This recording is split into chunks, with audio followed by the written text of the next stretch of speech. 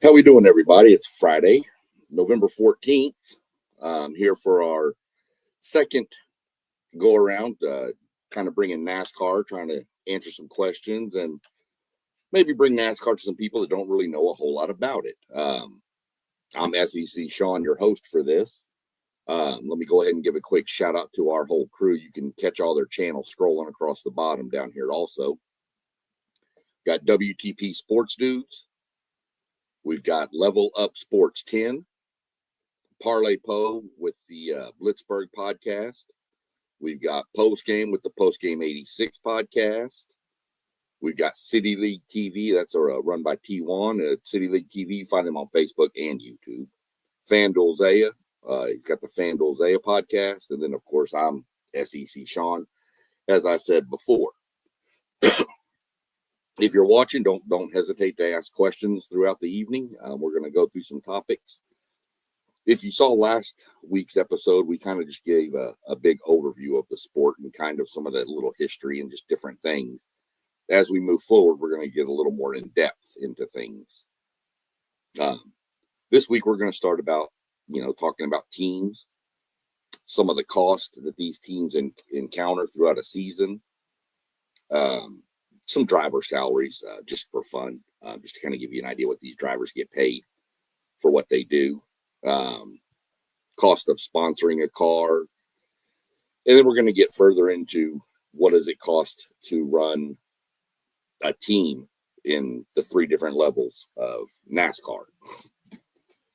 So get started right away. I see our buddy Doug Jones has posted up with what is the number of NASCAR teams and how many drivers. Well, that was actually my first topic of the evening. So we've got somebody who is an overachiever in the audience, which is great. So we got notes tonight. There's 36 teams that are chartered. The NASCAR runs on a charter series. And what it is if you have a charter for a car, and we'll get into that here in a few minutes too. When you have a charter, you're guaranteed a starting spot in every race. Then there's 36 races in the season.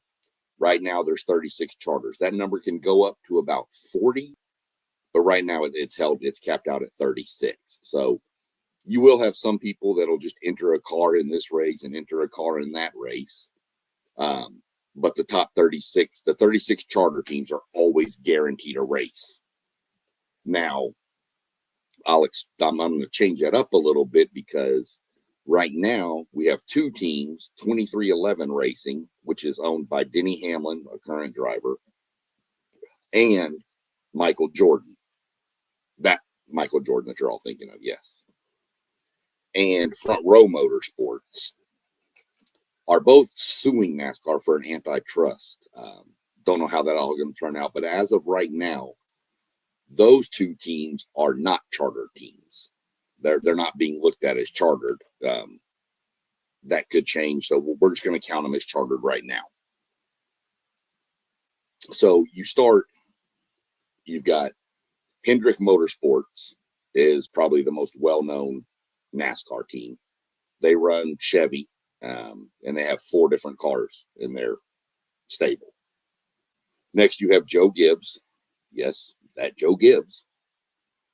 He runs Toyotas, and he has 4 cars. Then you have Team Penske, Roger Penske. He runs a Ford's, and he has 3 cars in his. Then you've got the 2311 I spoke with, which they run Toyotas, and they have 3 drivers. Trackhouse, which used to have ownership with partly Pitbull.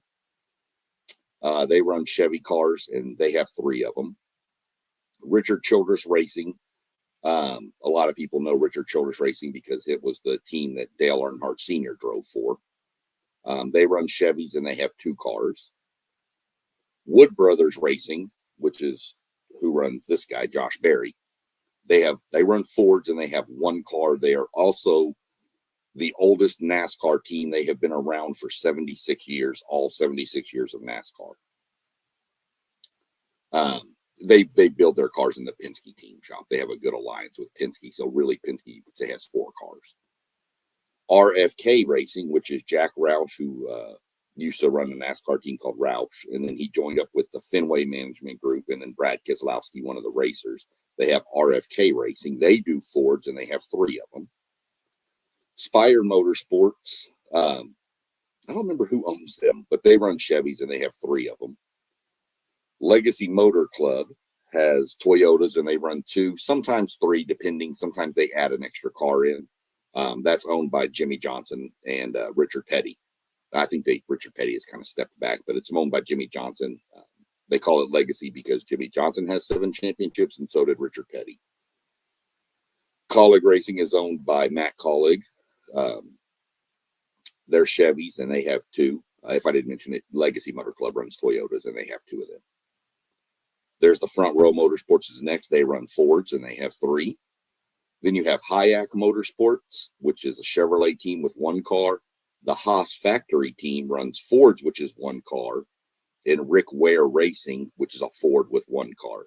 Rick Ware Racing is very interesting. That is just a guy who owns a race team, and his son is the driver. Haas factory team used to be Stewart Haas Racing, but Tony Stewart got out, so they sold off, and they went down from 4 cars down to 1. So that's a list of your teams and kind of the breakdown of them. And as we get further into this series, we'll break it down even more with some of the drivers that drive for each of the teams. Your big 3 teams in the sport are Hendrick, Gibbs, and Penske. Your second tier is probably 2311 Trackhouse. And then that's probably really the next tier is those 2. The rest of them are they can jump up and be good, win a race here, win a race there. But the top 3 are the big dogs. That's just how I look at it. Some people may disagree and say 2311 is better than Penske. I don't know. I don't think 2311 is better than Penske. I mean, but I'm just a fan, and that's the good thing about being a fan is everybody can have their own opinions. Let's see. We got some questions popping in. What's up, Moss? I see you down there in the comments. Of course, Doug's in. Got another question. I'll get to that one here in a few minutes. Barry. Yep. Josh Berry. Funny story about Josh Berry, real quick. My driver. He is like the 3rd most popular person ever to graduate his high school with his graduating class. He's 3rd. There's an IndyCar racer, and I forgot the kid's name, but he races in the IndyCar series. But the most popular person to graduate from his class is this lady. She's sometimes seen with that tight end from the Chiefs. I think her name's Taylor Swift, something like that. But yeah, she's pretty popular from what everybody tells me.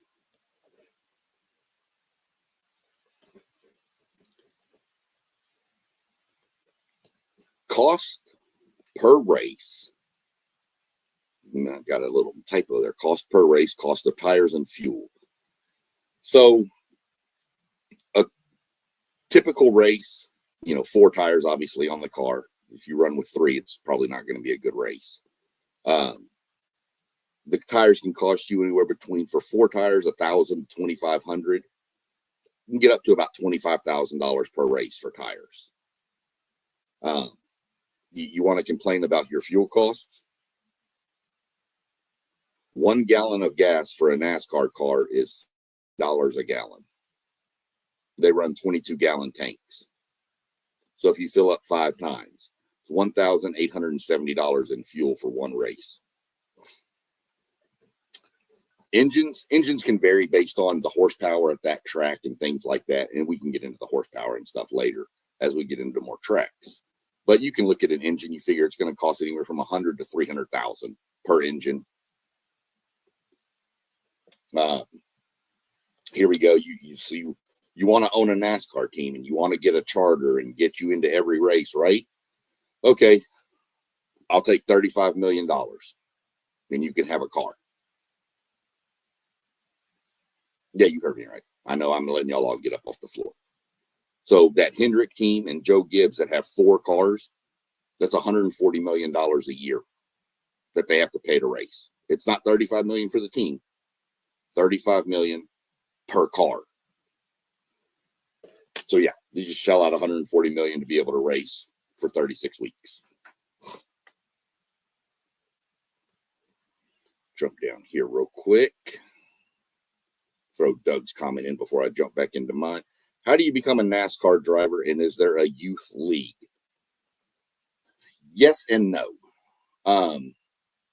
To start in NASCAR, most of these people have started out driving go-karts, things like that, at about anywhere between 5 to 7 years old. Then they move up in the classes and, different cars, modified cars, late model cars. They move their way up as they get older. You can, the Arca Menard series is the lowest series of NASCAR. And I think you can race in that when you're 16, 15 maybe. But you have to pass a driving license test on that side of racing, not just like your local, license department. You have to actually go be able to do that. But you also have to be noticed. A lot of guys go around to these little dirt tracks, especially up here in the Midwest. There's a lot of dirt tracks, and they race these little sprint cars and midget cars. And that's where people start looking at them and make a name. And all of a sudden, one person sees them, and the next thing you know, that person's moving their way up the ranks because somebody saw them and thought they were good. It's just a big word of mouth sport, but there's not really like a youth league like you would say for like travel baseball or something in Little League baseball with the World Series and stuff. There's nothing like that. It's more or less just, you buy a kid a go-kart, you start racing it around the little local tracks, and then if the kid enjoys it, you start moving yourself up the ranks to bigger and faster. And there's numerous tiers of go-karts. You'll have the slow ones, then faster. And of course, you move your way up. But that's the best way to get into it. I mean, there's other ways, of course. William Byron, who drives for Hendrick Motorsport, number 24 car, he got into NASCAR on iRacing on the computer. He was dominant at it, and somebody saw him and put him in a real car on the track, and that's how he got noticed. So you don't have to go the traditional way. There is with esports evolving like it is, you can go that route too. But the traditional path is coming up through the go-kart ranks. You can find clips and stuff on YouTube and a bunch of other sites. You can look up Braxton Busch, Busch. You can look up Keelan, Keelan Harvick, Harvick, and find these kids racing go-karts, little cars, mini cars, all the time. That's just what they do. They live to race. That's how they were raised. Their dads were both racers. So that's kind of how you get into it. I'll get into your question there. WTP Sports Dudes has a pretty good question. I'll get into that one at the end because that's going to be a good ending point I wanted to touch anyway. So we'll get to that one here in a little bit. So now you know the cost. You want to sponsor a car now? Have your name, your company, your logo, your face. I don't care what you want to put on there. So to be what they call an associate sponsor, which is not, obviously a big primary. It's just kind of, you got a little bitty spot on the car. That can cost you $500,000 to $5 million a year.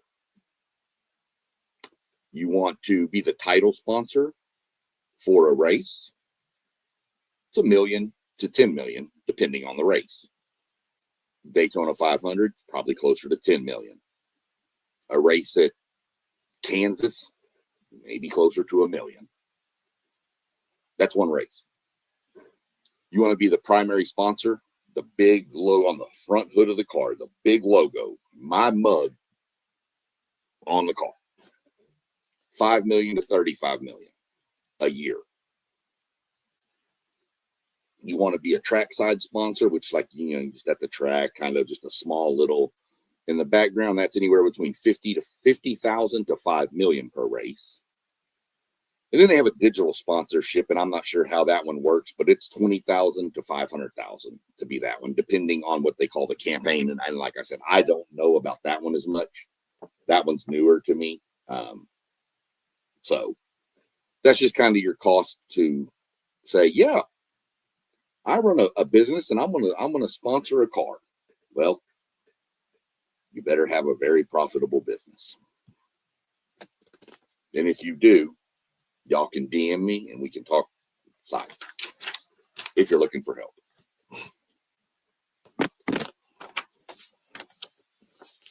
So next we'll jump over real quick to this just for fun. And this was updated March 25th of 2025. These are just some of the driver salaries. Kyle Busch drives for Richard Childress Racing. Compensation, $16.9 million. Denny Hamlin, this is his salary, not what he has for owning the team. But his salary from Joe Gibbs was $13.1 million. You have Brad Keselowski, I mentioned the owner, part owner of one of the teams, 9.4, $9 million. These are the top 10. The lowest on the top 10 is $3.5 million. And then that's their contract. They still make other stuff with sponsors, race winnings, media events, people that pay them to go show up at events, all that kind of stuff.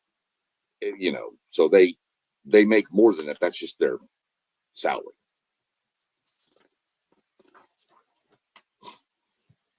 Let's see if we got any more questions real quick before I jump into my last three. Let's see. Nope, no more questions yet. We'll see if anybody else pops up while I go through the last little bit I have right here. So what I did was I took the 3 series and I kind of went through and just figured out cost. And we're not going to break it down too in depth. This is just kind of fun to kind of get an idea. So the cost to own a NASCAR Cup Series team, the highest of the high, the big boys, the NFL, the MLB, the NBA, not counting the charter cost. This is just to run the team. It costs you about 18 to 18.5 million a year.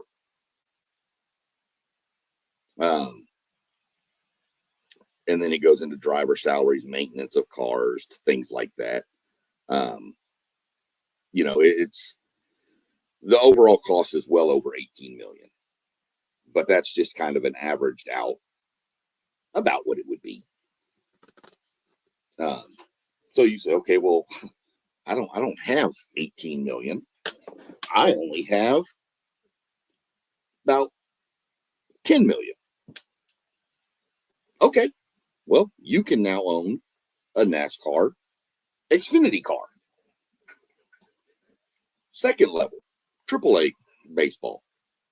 Now, I said NASCAR Xfinity. It's changing its name. It's actually going to be next year the O'Reilly Auto Parts race series. But for now, it's Xfinity. So that's what we're going with.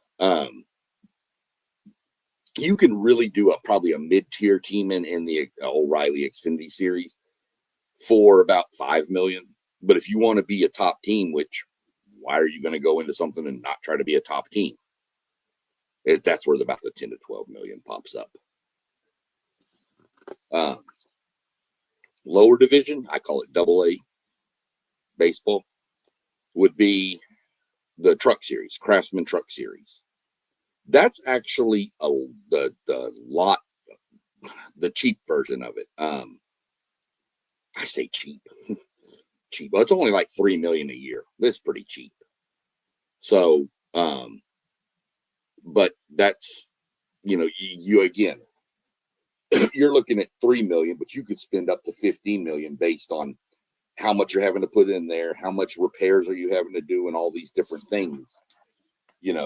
It's not a cut and dry sport. Now, the difference is this year is, well, not this year, but since they brought out what we call the Gen 7 car, which is the new car, NASCAR has tried to cut the cost for the teams. And so, like, they get the engines, they put them in the car. Everything is what they call a single source part. Pretty much everybody has the same part now. they're made a little different because there's 3 different manufacturers and things have to fit right. But they're made a little bit different, but they're the same. And they tried to do it so that it's a lot cheaper for the teams, and to try to take out so much of the quote unquote gray areas that people in NASCAR loved to exploit back in the day. So they tried to do that to make it. And plus, you have some of the teams, like I mentioned, the Hayek, the teams like that don't have a lot of they don't have the resources of these big, huge, giant teams. So it can kind of even the playing field a little bit more. I enjoy it. I think when they did it, I'm not necessarily a fan of the car, just because of the way it drives. But I do like the fact that it has brought a little more parity to the sport, to where there used to be times where you'd have guys running off. Even go back to 2020. I know we don't all want to go back to 2020, but go back to 2020 on a computer, and you can go look up almost every weekend. The race was either won by Kevin Harvick or Denny Hamlin. And sometimes they were racing back to back, like a Saturday and a Sunday, because the schedule was COVID. We all know how that went. But they would race Saturday and Harvick would win, and they'd race Sunday at the same track and Hamlin would win. And Harvick would come in second. And the day before, Hamlin would come in second. They just dominated the whole year, those two did. I think Harvick wound up with 9 wins. I think Hamlin wound up with 7. So this has kind of eliminated that now. Like last year, including the playoff run, I think Denny Hamlin had maybe 5 wins, 6 wins. But you're not getting these 9, 10, 11 win seasons that people used to put together anymore. It's a lot more spread out.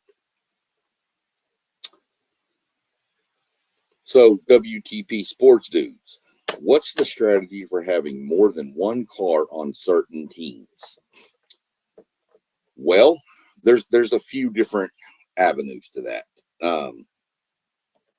A, gives you more chances to win. B, some of the tracks that you'll go to, we call them drafting tracks, super speedways. Daytona, Talladega, Atlanta, Michigan to an extent. The teams, we call them drafting tracks because that's where you'll see the cars nose to tail bumping each other, like I was talking about in last week's episode. So if you don't have teammates, most of the time it's not just teammates, it's manufacturer mates. So the Chevys work together, the Fords work together, the Toyotas work together. But if you're at the front, and let's say I'm driving a Ford, and I'm up front with a bunch of Chevrolets, you might even see a car kind of pull out of the way and let the Chevrolet and the Toyotas go on until he can find some Fords and then lock back in place with them. But you have your teammates. You can have your teammates in those races side by side, a teammate here and a teammate here, and you can control both lines. This one will speed up, this one will speed up, and you can control the whole race that way. So there's numerous different strategies. There was an issue last year where teams were blocking teams from passing cars so people could advance in the playoffs. NASCAR caught wind of it and just put the slap down and said, y'all manipulated the outcome of the race. You're out of the playoffs. And so that kind of stopped all that real fast. But that's the strategy mainly, is more chances. You have to, the big payouts come. Everybody thinks that the drivers get the big payouts, but what they don't realize is at the end of the season, there's 2 different point things. There's drivers' points and there's owners' points. So drivers obviously race for the driver championship. Owners race for owner championship. And that's where the big money is, believe it or not. So if you have 4 teams and they finish 1, 2, 5, and 9 in the owners championships, you're getting prize money for 1, 2, 5, and 9. Now you may have two really good teams that finish 1 and 2, and you may have two really bad teams that finish 34 and 35, but you're still getting all that money, which helps then offset the cost of stuff for next year, pretty much. And the charters, my understanding, and I need to look on this because I don't know if it's changed or not, but my understanding is once you buy the charter, you don't buy it again. You don't have to buy it every year. So once you buy one, you own it. Now you can sell it. Some charters, based on how bad, there's no set value. I've seen charters be bought for 25 million. I've seen them sell for 40. So it's just, where's the market at for a charter? Who wants out, and who wants in? If you want out, then you may take a little bit less to get out.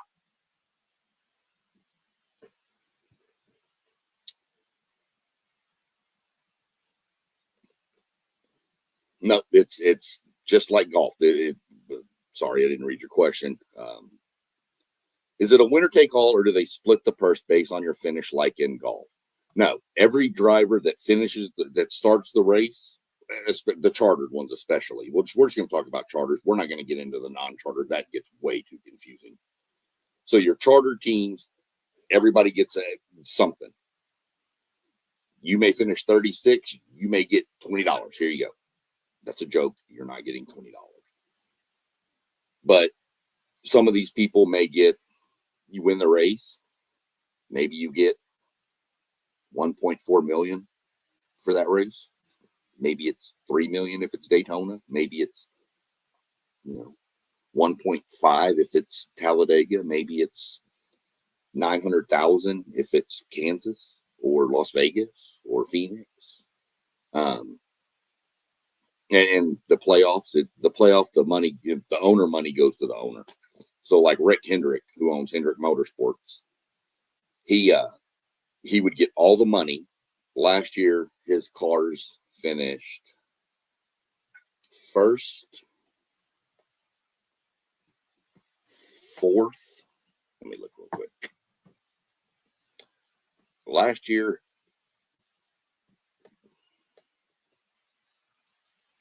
in the owner standings, Rick Hendrick finished first, fourth, 8th, and 13th. I don't have the payouts for what they got for those places, but Rick Hendrick got that money. Joe Gibbs finished 2nd, 3rd, 5th, and something. 19th. So he got that money. So, I mean, it's really good money too. It's a good chunk of change. Especially since last year NASCAR negotiated their TV contract, and I want to say it was something like $7.2 billion for the media rights. I could be wrong on that. I'll have to look that one up. But I want to say it was something insane like that, something I never thought it'd get to. But, that's because they use Fox, they use NBC, they use Amazon Prime, they use Peacock does some of that to NBC too, but TNT Sports, which is still kind of NBC USA. I think that's all the services they use, but it's a 10-year media rights deal, and it is literally a ton of money. So that's kind of where you are with teams in this sport. The crazy thing about it is here's the way I like to explain it to people too is we're going to use football. So you have a football team. We're in the Midwest, so we're just going to use the Buckeyes. But on that, you have one team. But in NASCAR, yeah, we have one team, Hendrick Motorsports, but we have 4 teams on the team.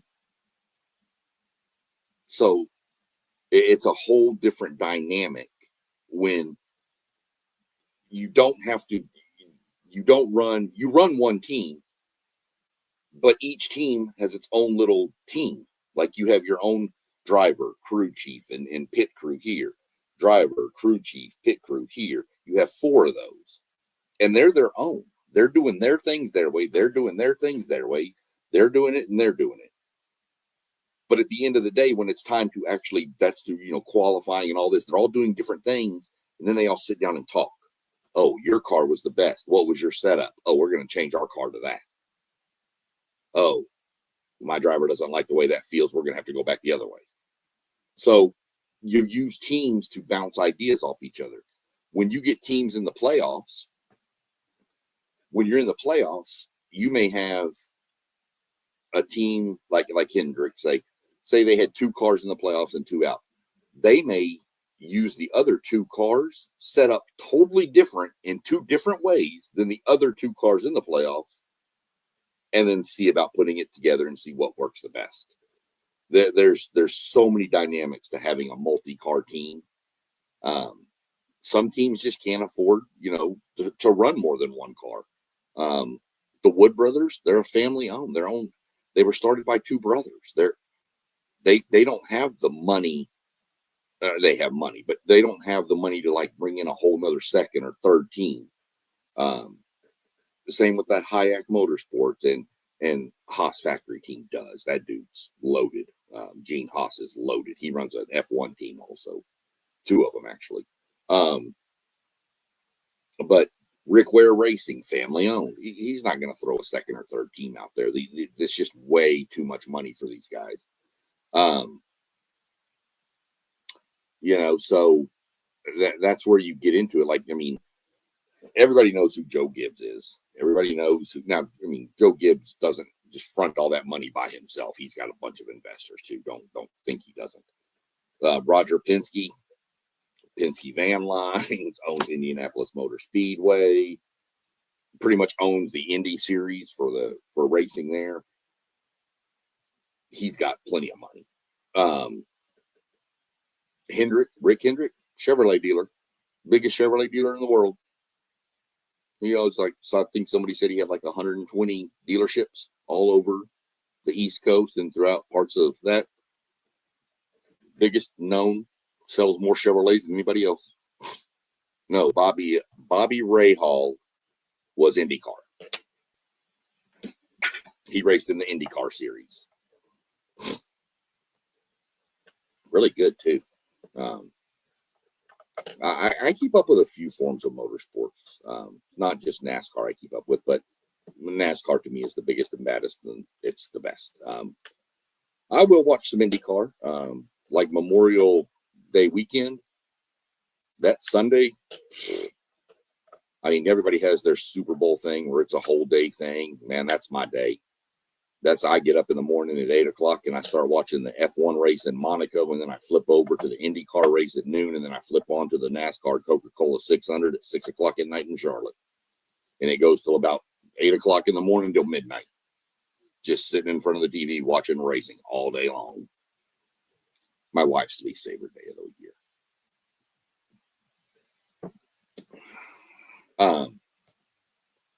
So that's just some of the cost, just to give people an idea as we get further into this. What we're looking at. I'll look at next week. I'll figure out what topic, and then I'll come back and look at this and see if if there's any other comments or anything. But next week I might do. I don't know if I want to do drivers or if I want to break down the different styles and stuff with track. I may do a combo of that. I may do just some different drivers' names, give people an idea. Actually, I think next week we're going to discuss drivers, how to go about figuring out who you want to root for.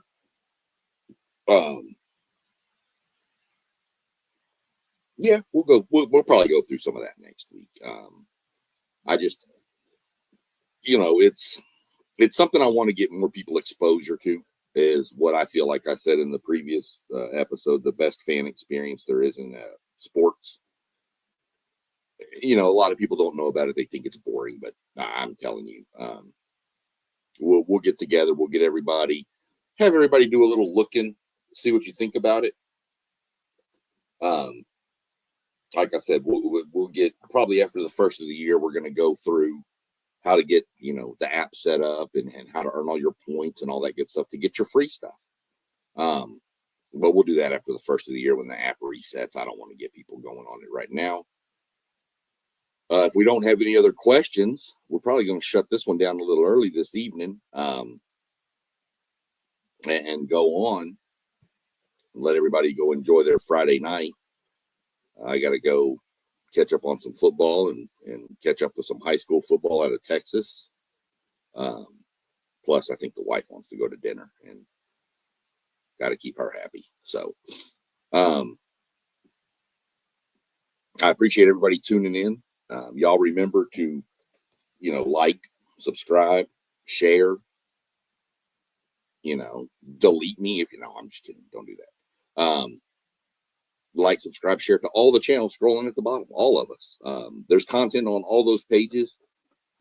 You know, I know Post Game does a lot of Notre Dame. He did a big thing the other day on the Notre Dame basketball teams.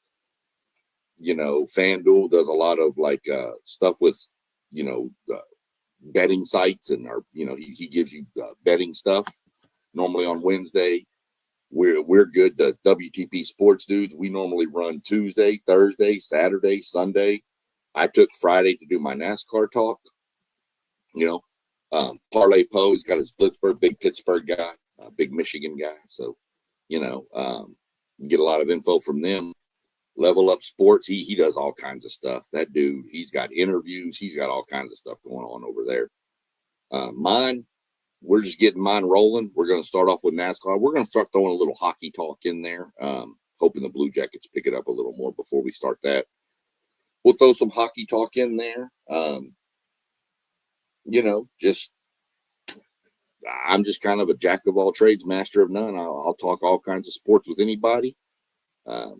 We got the World Cup next. You know, we got all kinds of stuff we can talk about. So y'all go like, subscribe, share. Doesn't cost you anything to hit that subscribe button or like button. Doesn't sign you up for anything. Not going to ask you for anything. Just makes us look a little good. Yeah, Doug, high school playoffs. I know. It's 8:30. That's why I started this at 8, so that I could let the games kind of get going before I go jump in and check the scores and find out which game I want to watch. So, y'all have a good evening, and we'll get back together probably next Friday. We'll see. It depends on what's going on, but more than likely next Friday. If not, it's where you keep that notifications up, and you'll know when we go in live, and you can get some more stuff going with this NASCAR chat. Other than that, y'all have a good evening. We'll see y'all next time.